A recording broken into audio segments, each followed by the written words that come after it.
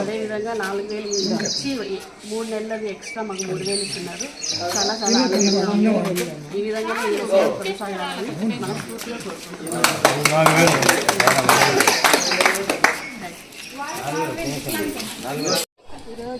కదిరి శాసనసభ్యులు గౌరవనీయులు కందికుంట ప్రసాద్ గారి ఆదేశాల మేరకు 5వ వార్డులో కార్యకర్తలు అదేవిధంగా ఆఫీసర్లు కూడా అందరూ కూడా చంద్రబాబు నాయుడు చెప్పిన మాట ప్రకారం 6 గంటలకే ఇంటి వద్దకే పింఛన్ అనే మాట ప్రకారం ఈరోజు 5వ వార్డులో కార్యకర్తలు అందరూ కూడా వచ్చి ప్రతి ఒక్క పింఛన్దారుల ఇంటి దగ్గరికి వెళ్ళి వాళ్ళని నిద్ర లేపి ఇవ్వడం జరుగుతూ ఉంది. చాలా సంతోషిస్తూ ఉన్నారు పింఛన్దారులు. గతంలో జగన్మోహన్ రెడ్డి గారు 3,000 రూపాయలు పింఛన్ ఇస్తానని చెప్పేసి దాన్ని 250 రూపాయలు పెంచుకుంటూ పోయాడు. నారా చంద్రబాబు నాయుడు గారు అదేవిధంగా పవన్ కళ్యాణ్ గారు నరేంద్ర మోడీ గారు అలా కాదు, ఏదైతే 4,000 రూపాయలు పింఛన్ ఇస్తామన్నారో గత నెల 3,000ది ఈ నెల 4,000 మొత్తం కలిసి ఒక్కటేసారి 7,000 రూపాయలు ప్రతి ఒక్క పింఛన్దారులకు ఇవ్వడం జరిగిందంటే చాలా సంతోషిస్తూ ఉన్నారు. మా ఇంటికి వచ్చి చంద్రబాబు నాయుడు గారు మమ్మల్ని లేపి డబ్బులు ఇస్తున్నాడు. ఇంకా ముసలోళ్ళు అయితే పాపం వాళ్ళ ఆనందం చెప్పేదానికి లేదు.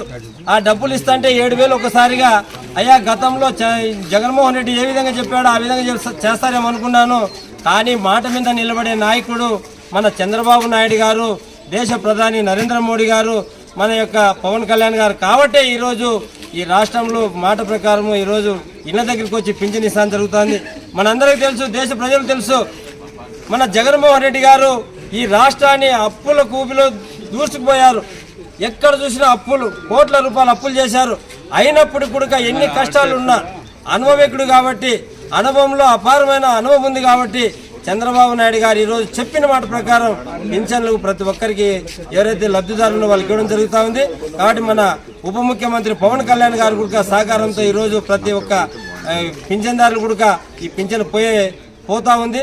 కాబట్టి అదేవిధంగా ఈ యొక్క అభివృద్ధి ఏదైతే ఉందో ప్రతి వార్డులో కూడా మనం కార్యకర్తలుగా ఉంటూ మనం ఎన్డీఏ కూటమి అభ్యర్థుల వద్ద కలిసి అభివృద్ధి తీసుకెళ్తూ మన కందికుంట ప్రసాద్ గారికి మనం సహకరించాలి. కందికుంట ప్రసాద్ గారు కూడా చాలా అనుభవం ఉన్న వ్యక్తి, అపారమైన అనుభవం ఉంది ఆయనకు. అభివృద్ధి అంటే ఏంది, ప్రజాసేవ అంటే ఏమని.